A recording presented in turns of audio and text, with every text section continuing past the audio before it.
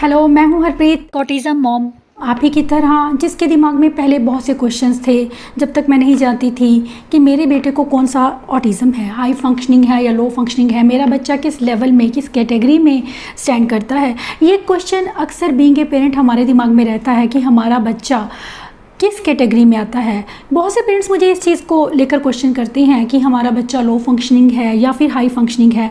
ये माइंड में ये क्वेश्चन अक्सर रहता है, जिसकी वजह से हमें काफ़ी स्ट्रेस भी रहता है कि हमारा बच्चा कई बार कुछ चीज़ें तो बहुत जल्दी सीख लेता है, लेकिन कुछ में उसे इतना ज़्यादा वक्त लग जाता है कि हम समझ नहीं पाते हैं। तो हमें सबसे पहले ये जानने की ज़रूरत है कि बच्चों में अनइवन स्किल डेवलपमेंट होती है। ASD को हम स्पेक्ट्रम इसीलिए कहते हैं क्योंकि इसमें कोई स्किल अगर बच्चा जल्दी 2 दिन में सीख गया है तो किसी को महीने लग जाते हैं। इस चीज़ को लेकर हमें पैनिक होने की ज़रूरत नहीं है। हर बच्चा अपनी स्पीड से, अपने पेस से सीखता है। उसके कंफर्ट जोन में रखकर उसको सिखाना ये इम्पॉर्टेंट है।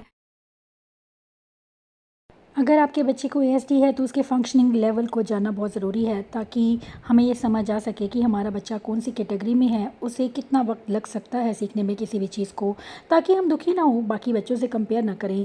हर बच्चा अपनी हिसाब से सीखता है, यह जानना बहुत ज़रूरी है। इसके अलावा उसके कौन से एरियाज़ हैं जिन पर हमें वर्क करने की सबसे ज़्यादा ज़रूरत है, और आगे चलकर उसको कितनी सपोर्ट चाहिए होगी या वो किस हद तक इंडिपेंडेंट हो पाएगा।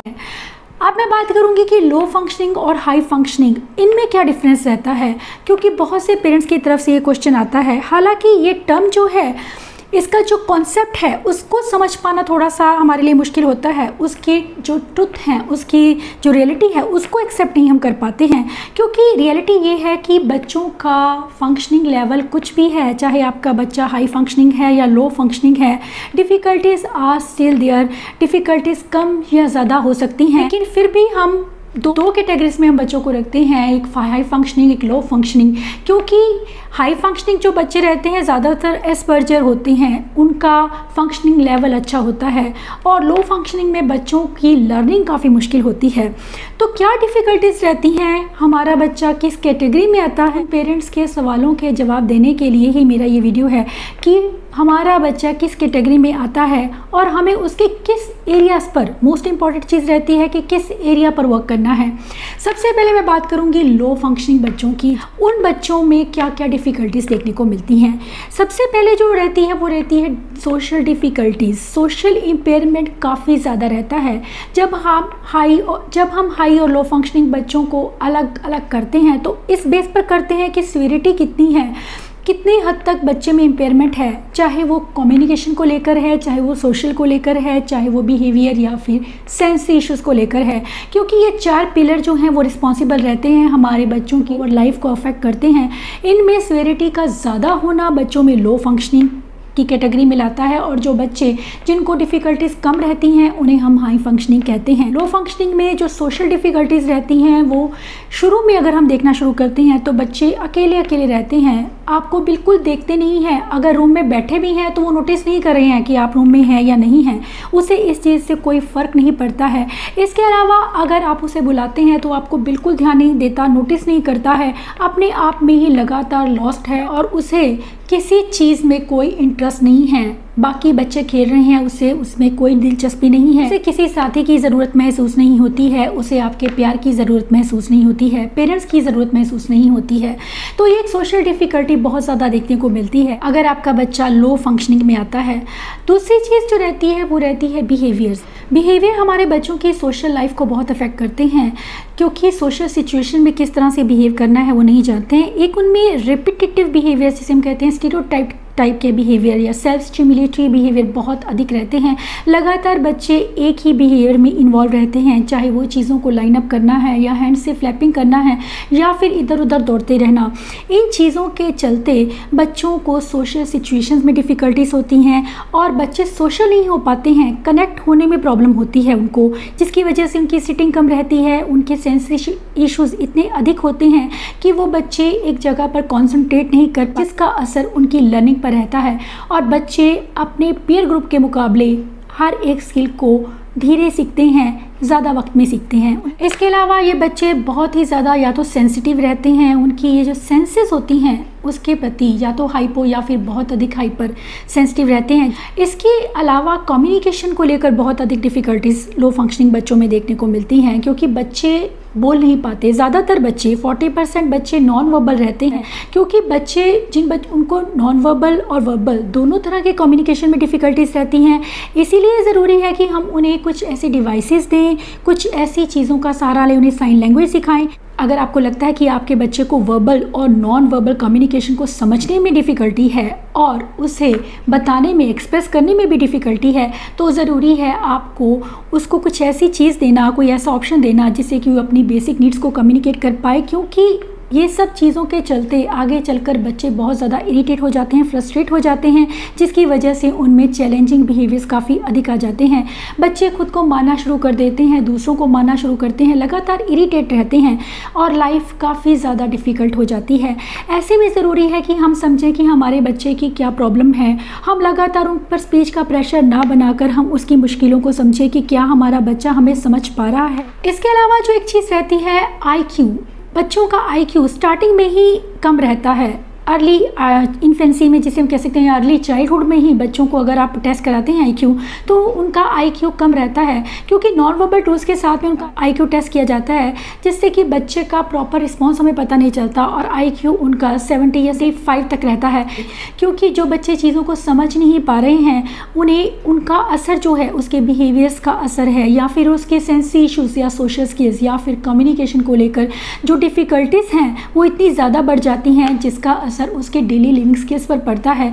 वो अपने रोज़ के काम करने में उसे परेशानी होती है और ऐसे में बच्चों को लगातार सपोर्ट की या फिर सुपरविज़न की ज़रूरत होती है। ज़रूरत है हमें अपने बच्चों की डिफ़िकल्टीज़ को समझने की कि हमारे बच्चे को किस एरिया में डिफ़िकल्टी है और उस एक एरिया पर वर्क करने की। अब मैं बात करूँगी हाई फंक्शनिंग बच्चों के बारे में। हाई फंक्शनिंग, या जिसे हम कहते हैं कि एक दूसरे एज पर हैं, अगर लो फंक्शनिंग बच्चे एक एज पर हैं तो दूसरे एज में, स्पेक्ट्रम के दूसरे सिरे पर रहते हैं हाई फंक्शनिंग बच्चे, जो कि काफ़ी हद तक अपने काम करने में, अपनी लाइफ को सक्सेसफुली जीने में या इंडिपेंडेंट होकर जीने में समर्थ रहते हैं, कैपेबल रहते हैं। क्योंकि उनकी डिफ़िकल्टीज़ तो हैं लेकिन कम हैं, बहुत ज़्यादा कम हैं, जिससे बच्चे इजीली कोप कर पाते हैं अगर उन्हें थोड़ा सा सपोर्ट किया जाए। लेकिन इसका मतलब यह नहीं है कि उनमें डिफ़िकल्टीज़ कम हैं। इसीलिए अगर आपका बच्चा हाई फंक्शनिंग भी है तो आप उसे इग्नोर नहीं करेंगे, क्योंकि difficulties are still there. Matter ये नहीं करता कि बच्चे को लो फंक्शनिंग है या हाई फंक्शनिंग है, मैटर करता है आपका काम करना, आपका बच्चे को अंडरस्टैंड करना।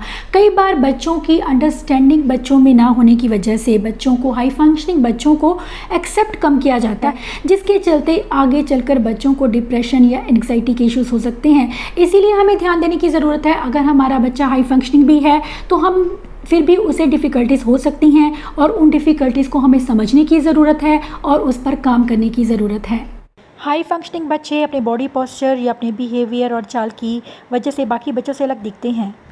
इन बच्चों को भी सोशल डिफ़िकल्टीज़ होती हैं, सोशल इम्पेयरमेंट होता है, हाँ, लेकिन कम होता है, लेकिन स्टिल होता है। उन्हें फ्रेंड्स बनाना अच्छा तो लगता है, लेकिन उन्हें कम्युनिकेशन को इनिशिएट करने में प्रॉब्लम रहती है कि बात को किस तरह से शुरू किया जाए, या किस तरह से मुझे दोस्त बनाने हैं, या किस तरह से मुझे किसी के साथ में बात को कंटिन्यू रखना है। टू वे कन्वर्सेशन में उन्हें काफ़ी डिफ़िकल्टी रहती है, एक बात को लिसन करना और उसे आंसर करना, थिंक करके उसे आंसर करना। इस चीज़ में सोशल कॉन्टेक्स्ट में बातचीत करना उन्हें काफ़ी मुश्किल लगता है। लगातार वो अपने एक टॉपिक पर लगातार बात कर सकते हैं, लेकिन अगर उन्हें कुछ ऐसा बीच में पूछ लिया जाए तो उन्हें काफ़ी प्रॉब्लम रहती है क्वेश्चंस को सही तरह से आंसर करने में, क्योंकि फंक्शनल कम्युनिकेशन जो है वो कम रहता है। रोट लर्निंग बहुत अच्छी रहती है, जिसके चलते बच्चे काफ़ी ज़्यादा ब्राइट होते हैं। जहाँ लो फंक्शनिंग बच्चों को सीटिंग देने में मुश्किल रहती है, कंसंट्रेट करने में मुश्किल रहती है, जिसकी वजह से वो कोई भी स्किल बहुत लेट सीखते हैं, वहीं हाई फंक्शनिंग बच्चे बहुत जल्दी और इजीली चीज़ों को सीख पाते हैं, क्योंकि उनके सेंसरी चैलेंजेस काफ़ी कम रहते हैं। सोशली भी वो अवेयर रहते हैं, चीज़ों को, यूटेंसिल्स वगैरह को किस तरह से यूज़ करना है, ये सब चीज़ें वो जानते हैं। उनके बिहेवियर्स भी सही रहते हैं और लगातार वो रूटीन और ऑर्डर को लेकर काफ़ी ज़्यादा फिक्स रहते हैं। इसके अलावा उन्हें अपनी मर्ज़ी से काम करना पसंद है, अपनी मर्ज़ी के कपड़े पहनना पसंद है। कपड़ों के मामले में या जॉब के मामले में भी वो अपनी मर्ज़ी से चलना पसंद करते हैं और चीज़ों को लिटरली लेते हैं और इंडिपेंडेंट लाइफ जी सकते हैं। एकेडमिक लेवल पर बच्चे बहुत अच्छा काम करते हैं और इंक्लूजन उनका इजीली रहता है क्योंकि उनके बिहेवियर्स कम रहते हैं, सेंसरी इश्यूज़ इतने अधिक नहीं रहते हैं जिसका इफेक्ट उनकी लाइफ पर पड़े और बच्चे अपने सभी काम इजीली कर पाते हैं। कम्युनिकेशन को लेकर जो डिफ़िकल्टीज़ रहती हैं कि बोलने में उन्हें कोई डिफ़िकल्टी नहीं रहती है, बच्चे वर्बल होते हैं बाकी बच्चों की तरह, लेकिन उनके लैंग्वेज स्किल्स में और उनके अंडरस्टैंडिंग में, उनके फंक्शनल स्पीच में मैं कहूँ तो वो चीज़ एक फ़र्क रहता है कि बच्चों को फंक्शनल कम्युनिकेशन में प्रॉब्लम होती है। इसके अलावा उनके रेपिटेटिव या चैलेंजिंग बिहेवियर्स काफ़ी कम रहते हैं, कभी मेल्टडाउन्स हो सकते हैं सेंस इश्यूज़ के चलते एक्सेप्शनल केसेस में, लेकिन ज़्यादातर बच्चे कोप कर जाते हैं। काफ़ी बच्चे जो हैं हाई फंक्शनिंग बच्चे रहते हैं वो काफ़ी हद तक इंडिपेंडेंट हो जाते हैं और कई बच्चे पूरी तरह से इंडिपेंडेंट हो जाते हैं, लाइफ सक्सेसफुली जीते हैं। तो इसलिए एक ये चीज़ की हाई फंक्शनिंग और लो फंक्शनिंग में एक फ़र्क रहता है, लेकिन ये दोनों टर्म्स जो हैं इनको समझने के बाद अब मैं एक चीज़ और आपको कहना चाहूँगी कि अगर आपका बच्चा लो फंक्शनिंग है या हाई फंक्शनिंग है तो इस एक कॉन्सेप्ट को अपने दिमाग में रख कर मत चलिए, क्योंकि एक चीज़ फिक्स नहीं है। ये फंक्शनिंग जो है, फंक्शनिंग लेवल बच्चों का ये बदलता रहता है। जब आप बच्चों के साथ में काम करते हैं, उन्हें राइट थेरेपीज मिलती है या ट्रीटमेंट मिलता है तो चेंजेस ऑटोमेटिकली इतने ज़्यादा रहते हैं कि कई बार बच्चे लो से हाई की तरफ आने लगते हैं। मैंने पहले भी बोला है कि बच्चे को एक चीज़ में, एक सीमा में बांधना गलत होगा, क्योंकि उसकी एबिलिटीज़ क्या हैं वो आप कभी नहीं जान सकते, उन्हें आप बिना देखे जज नहीं कर सकते हैं जब तक आप उनके काम ना देख लें, क्योंकि हर बच्चे की अपनी स्ट्रेंथ है और हर बच्चे की अपनी वीकनेस है, इसलिए दो बच्चों को कंपेयर करना भी गलत होगा। इसके अलावा मैं बात करूँगी कि हाई फंक्शनिंग और लो फंक्शनिंग की हम बात करते हैं, इनके बीच का एक जो लेवल रहता है जिसमें बच्चों की काफ़ी चीज़ें तो ठीक रहती हैं लेकिन कुछ एक प्रॉब्लम्स रहती हैं जो उन्हें अलग अलग एरियाज़ में हो सकती हैं, जैसे कि कंसंट्रेशन का कम होना, सेंसरी चैलेंजेस का होना, किसी सर्टन टेक्सचर से या सर्टन टेस्ट से उन्हें प्रॉब्लम हो सकती है। बच्चे सेंसिटिव हो सकते हैं बहुत अधिक किसी भी चीज़ को लेकर, चाहे वो साउंड है, साइट है, तो इन चीज़ों का ध्यान देने की ज़रूरत है। इसके अलावा बच्चे काफ़ी हद तक अपने आप काम कर लेते हैं, लेकिन उन्हें थोड़ी सपोर्ट की ज़रूरत रहती है, जिसे हम कहते हैं कि थोड़ा सहारा देना, थोड़े सहारे की ज़रूरत रहती है। वो ये चलकर कुछ बच्चे उनमें से इंडिपेंडेंट भी बन जाते हैं। ऐसे में बच्चों को आपको थोड़ा सपोर्ट करने की ज़रूरत रहती है, बच्चों को कम हेल्प की ज़रूरत रहती है और बच्चे अपनी डेली लिविंग के स्किल्स ईजिली कर पाते हैं आपकी थोड़ी सी हेल्प के साथ में। सेंस इश्यूज़ के चलते लगातार बिहेवियर्स रहते हैं, चाहे जंपिंग हो, स्पिनिंग या हैंड फ्लैपिंग जैसे इश्यूज़ हो सकते हैं। इसके अलावा ओवर या अंडर सेंसिटिव हो सकते हैं, टच को लेकर, लाइट्स या टेस्ट को लेकर। इसके अलावा एक चीज़ जो रहती है, उनका IQ नॉर्मल हो सकता है या फिर उससे कम हो सकता है। सोशली अवेयर रहते हैं लेकिन दूसरों के साथ कनेक्ट होने में उन्हें प्रॉब्लम होती है और कम्युनिकेशन को लेकर भी डिफ़िकल्टीज रहती हैं। जो बच्चे हाई फंक्शनिंग रहते हैं उनका IQ काफ़ी अच्छा रहता है, बच्चों का IQ 100 के करीब रहता है या नॉर्मल से भी ज़्यादा रहता है। ये एक चीज़ जो है बच्चों को बहुत ज़्यादा ब्राइट बनाती है, उन्हें काफ़ी ज़्यादा नॉर्मल बच्चों से भी इंटेलिजेंट बनाती है। अक्सर मैंने देखा है जो बच्चे स्पर्जर रहते हैं वो क्लास में टॉप करते हैं। मेरे पास एक बच्चा आता था स्कूल में, जब वो बच्चा जब स्टार्टिंग में मेरे पास आया, वो एक स्कूल में जा रहा था जहाँ पर उसकी केयर नहीं हो पा रही थी। बच्चा स्कूल से बाहर चला जाता था और उसे कोई देखता नहीं था, जिसकी वजह से उसके पेरेंट्स मेरे पास लेकर आए। उन्होंने बोला कि कम से कम यहाँ पर हमारा बच्चा कहीं बाहर ना जाए, ये बाहर भाग जाता है और इसे कोई देखता नहीं है स्कूल में। उस बच्चे ने, जो बच्चा की डायपर पर था, जो कि बच्चा कुछ बोलता नहीं था, कुछ लिख नहीं पाता था, विदिन 9 मंथ्स उस बच्चे ने इतना सीखा कि वो नॉर्मल स्कूल में अच्छे से आज कोप कर रहा है। तो एक चीज़ में बांधना, एक चीज़ में बाउंड कर देना, एक सीमा में बांधना बच्चे को या एक सीमा के अंदर उसको रखना गलत होगा कम्प्लीटली, क्योंकि आप यू नेवर नो कि आपका बच्चा क्या कर सकता है। कई बार हमारी इमेजिनेशन से भी परे वो काम कर जाते हैं लो फंक्शनिंग बच्चे, जो हम हाई फंक्शनिंग बच्चों से एक्सपेक्ट करते हैं। बच्चा चाहे लो फंक्शनिंग है या हाई फंक्शनिंग, सभी को सपोर्ट की ज़रूरत रहती है, आपके प्यार और एक्सेप्टेंस की, उस अपनेपन की ज़रूरत रहती है जो बच्चों को सोसाइटी से काफ़ी कम मिलता है। फैमिली में बच्चों को अच्छे से देखना, उन्हें पॉजिटिव एनवायरनमेंट देना, वो सबसे ज़्यादा ज़रूरी है। इसके अलावा आप ये मत सोचिए कि आपका बच्चा लो फंक्शनिंग है या हाई फंक्शनिंग है, क्योंकि किसी बच्चे का सक्सेस इस बात पर निर्भर नहीं होता कि वो बाकी बच्चों से कितना पीछे है, इस बात पर निर्भर रहता है कि आप उसके साथ में हैं। आप इस चीज़ से परेशान मत होइए कि अगर आपके बच्चे का लो फंक्शनिंग है तो आपको लगता है कि वो सारी उम्र ऐसा रहेगा, ऐसा नहीं है। अगर आप बच्चे को राइट थेरेपीज दी जाती हैं तो बच्चे बहुत जल्दी सीखते हैं। वो बच्चे जो हम कभी सोच नहीं पाते हैं, जो एग्जांपल मैंने आपको अभी दिया, गुरजोत को मॉडरेट टू सीवियर की कैटेगरी में डायग्नोस किया गया था। जब उसको कि लगातार वो सोशली कनेक्ट नहीं होता था, लगातार मैंने अपने कई वीडियोस में शेयर किया है कि उसकी जो कंडीशन स्टार्टिंग में जब मैंने उसके साथ काम नहीं किया था तो क्या थी, और उसके बाद आज जो है उसकी कंडीशन क्या है, कितना ज़्यादा फ़र्क मैं देख सकती हूँ उसमें। बिलीव मी, अगर आप बच्चों के साथ काम करते हैं, डजेंट मैटर आपका बच्चा मॉडरेट है, सीवियर है, या लो फंक्शनिंग है, या हाई फंक्शनिंग है, काम करते रहना, उन्हें सपोर्ट करते रहना, उन्हें समझना सबसे ज़्यादा ज़रूरी है। गुरजोत जब बहुत छोटा था, सोशली कनेक्ट नहीं होता था, देखता नहीं था, अकेला कमरे में अलग मुझे वो हैंड्स को फ्लैप करता हुआ मिलता था। उसे किसी चीज़ से कोई मतलब नहीं था, भूख प्यास का पता नहीं था, अग्रेशन बहुत अधिक था, बोल नहीं पाता था। लेकिन कुछ चीज़ें ऐसी थी जो उसमें पॉजिटिव भी थी, हमें उन चीज़ों को पकड़ने की भी ज़रूरत है। पॉजिटिव उसमें था कि वो टॉयलेट ट्रेंड हो गया बिना मेरे एफ़र्ट्स के। एक दूसरी चीज़ जो उसमें थी खास, वो थी कि चाहे वो बैठे या ना बैठे, लेकिन खाना खाते वक्त मेरी एक कंडीशन होती थी तो मैं उसको खाना और पानी बिठा कर देती थी, जिसकी वजह से उसका सिटिंग बिहेवियर बनना शुरू हुआ था। और जब भी वो खाना खाता, सब्ज़ी को साथ में लगाकर अच्छे से बिल्कुल एक सही तरीके से वो खाना खाता था। उसका खाना और उसका टॉयलेट ट्रेंड होना, ये उसकी हाई फंक्शनिंग को इंडिकेट करते थे, लेकिन उसके बिहेवियरल इश्यूज़, उसकी सोशल इम्पेयरमेंट उसको लो फंक्शनिंग में लाती थी। बच्चे जो होते हैं उनमें कुछ पॉइंट्स लो फंक्शनिंग के रहेंगे और कुछ पॉइंट्स हाई फंक्शनिंग के रहेंगे। इन चीज़ों को समझने की बहुत ज़्यादा ज़रूरत है, क्योंकि बहुत कम बच्चे ऐसे होते हैं जो पूरी तरह से लो फंक्शनिंग हो।